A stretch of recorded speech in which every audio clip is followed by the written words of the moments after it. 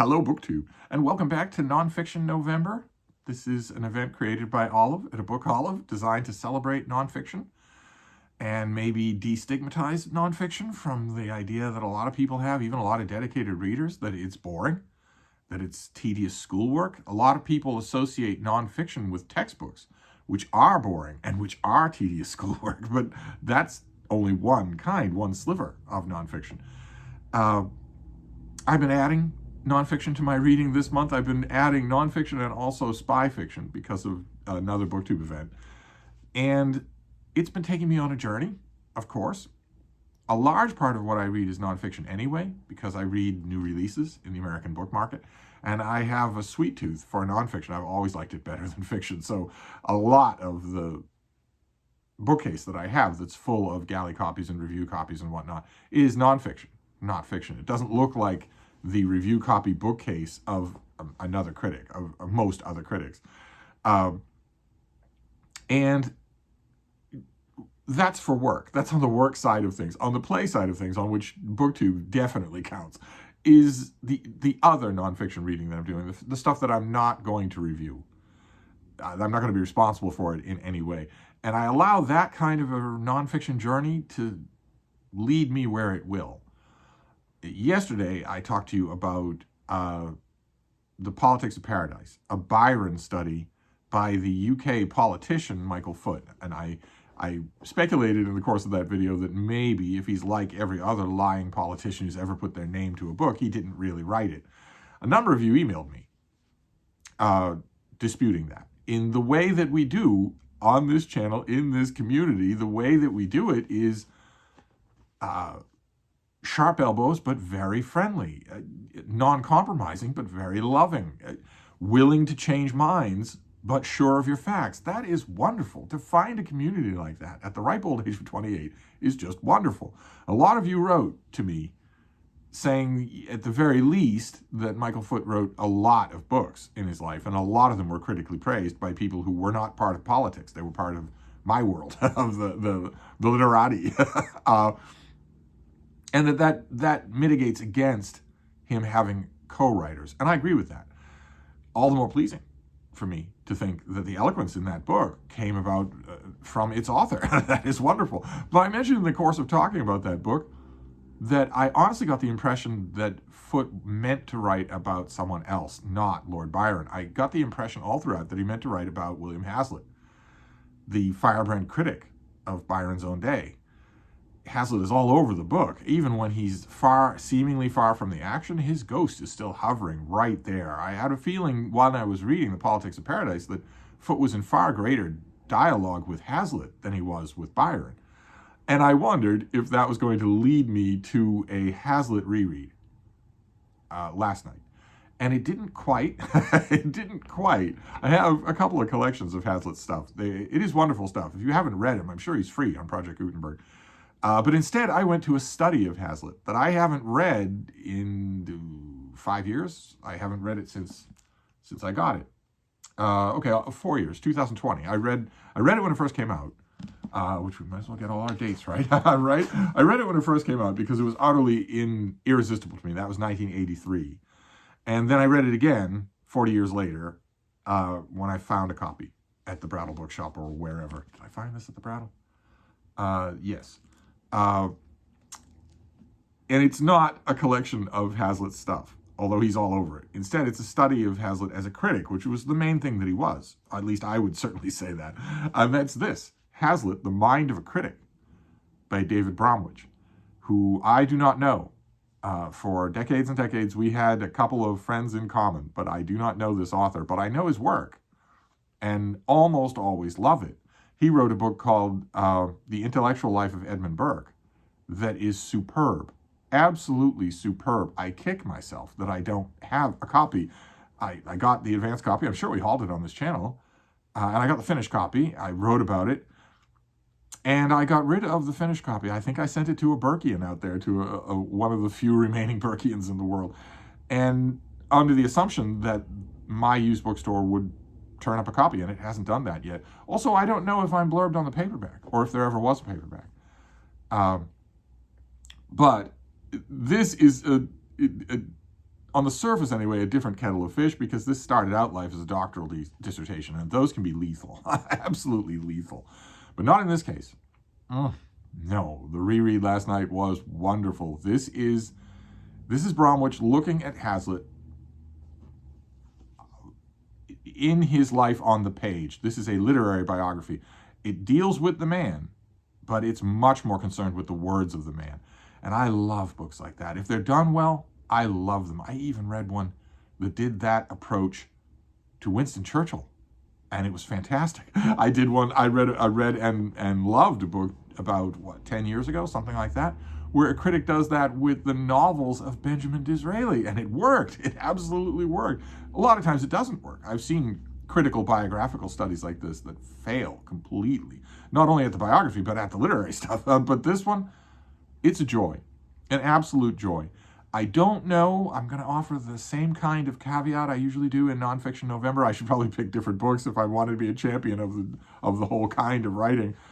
I don't know how this would work if you're not familiar with Hazlitt and his time, because as you can tell from the mind of a critic,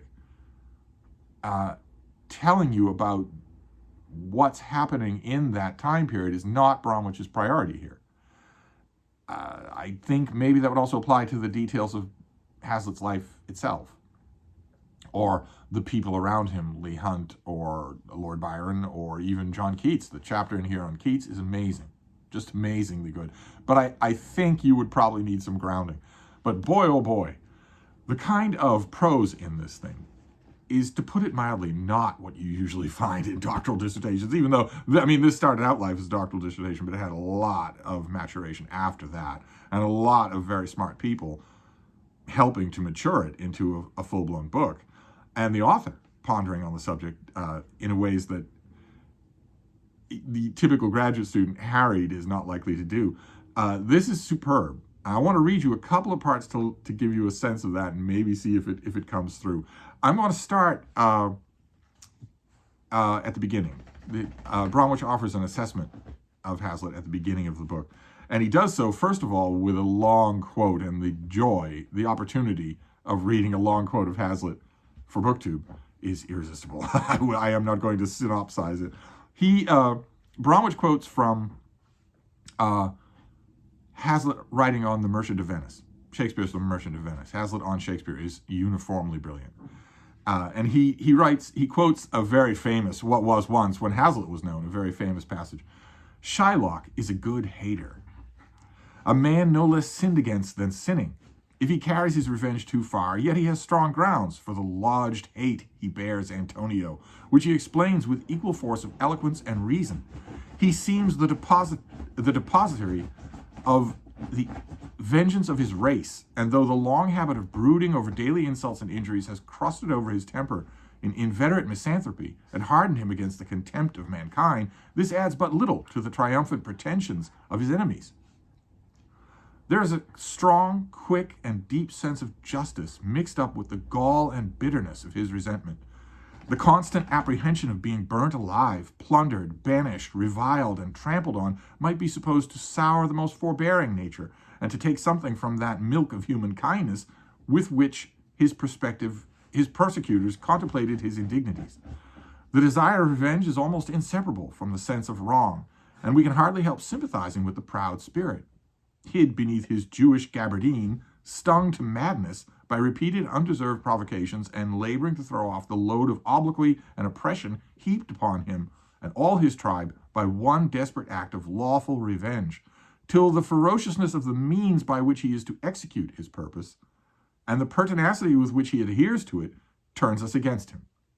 But even at last, when disappointed of the sanguinary revenge with which he had glutted his hopes, and exposed to beggary and contempt by the letter of the law on which he had insisted with so little remorse, we pity him, and think him hardly dealt with by his judges. That's the passage on A Merchant of Venice, and then Bromwich comments on it, and I'm gonna go on a bit at length here with this comment, because it really soars to a pitch. Such a passage, of course, says nothing final about the play. The man who wrote it appears as a skeptic for whom skepticism is not a disease to be cured. He seeks no unity, offers no resolution of tensions, trampling, brooding, and indignities had replaced trembles, glittering, and dewdrops. This gave me a jolt. The pages that follow are the record of its effects. In other words, he's talking about his own book.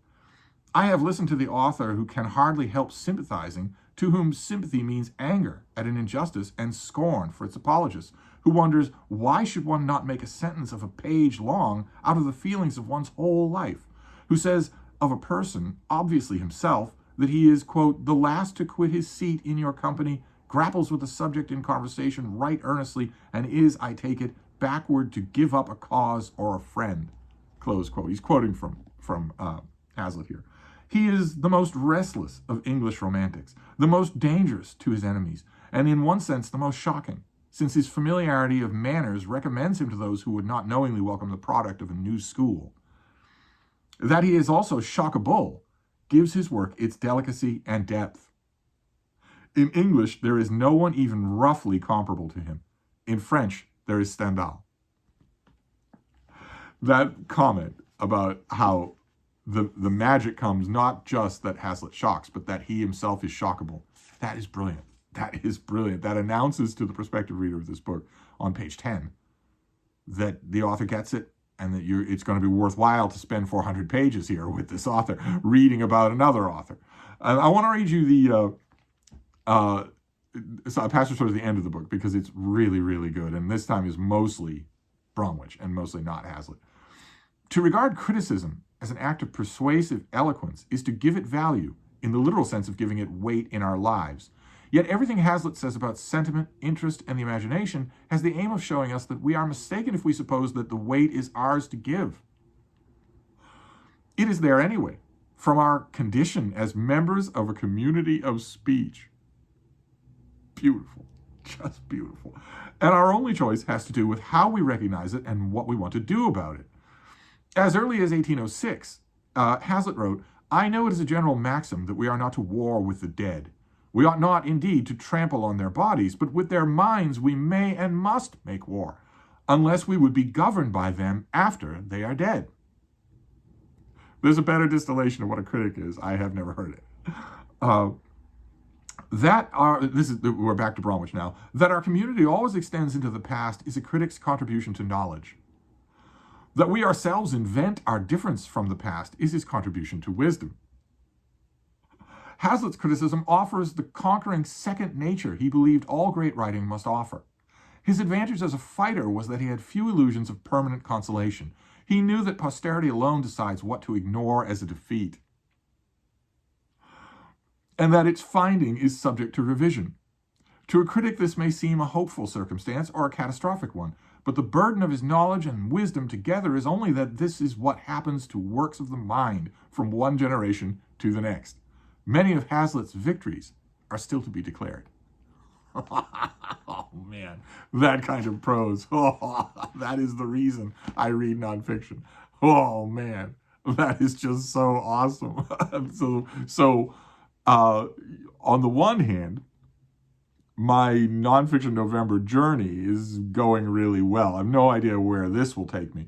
I'm hoping a lot of this is Hazlitt. A lot of this is quotes from Hazlitt, and a lot of the Hazlitt quotes are Hazlitt on Shakespeare, and I'm really hoping that does not lead me tonight to pick A.C. Bradley, who was not a fan of Hazlitt, and who wrote a very, very famous book on Shakespearean tragedy that I haven't read in a long time, and it is thrilling in its own way, but I don't want to go from Hazlitt to A.C. Bradley. I'm hoping that I don't do that. But on the one hand, this marks, the joy the thing that I love about nonfiction, that it challenges you, it consoles you, it forces you to reevaluate, it takes you over old ground. Not championing this as an entry point for that sort of thing. There are portable or selected Hazlitts that will do really well. I, again, am sure, I should have checked ahead of time, but I'm sure that a selected Hazlitt is available for free on Project Gutenberg to get you used to this person, or maybe a volume of Hazlitt on Shakespeare. But on the other hand, for Nonfiction November, if I'm any kind of an ambassador for nonfiction, I have kind of failed again. Because the Byron book, The Politics of Paradise, would not be a place to start reading any biographical treatment of Byron. And this isn't a place to start, especially if you haven't read Hazlitt and don't know him. they're all in that prose that I was reading. It isn't just the quoted parts. There were all sorts of allusions built in there, not just to Hazlitt, but to all the writers of his day. So on that level, I have failed in Nonfiction November, because this is not really an entry point book. Maybe I'll guide my choice tonight to rectify that tomorrow. But anyway, either way, I'm having a blast. So I'll wrap this up for now, and I will see you then. Thank you, BookTube.